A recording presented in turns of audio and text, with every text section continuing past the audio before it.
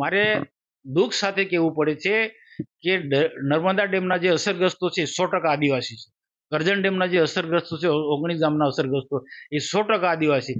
આ 100% આદિવાસીઓ આ બંને ડેમમાં એમને બાપ દાદાની મિલકત એમને સરકારને સમર્પિત કરી છે, એમને ભોગ આપ્યો છે. તો એવા આદિવાસી ખેડૂતો જે ડેઢિયાપાડામાં રહે છે એમને તો પ્રાયોરિટી સરકારે આપવી જોઈએ સિંચાઈની સુવિધાની.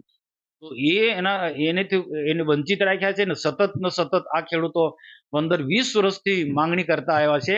અને બધા જ લોકોને આ ગંગાપુર ડેમ બને તો એક આશીર્વાદ રૂપ સાબિત થાય હતું.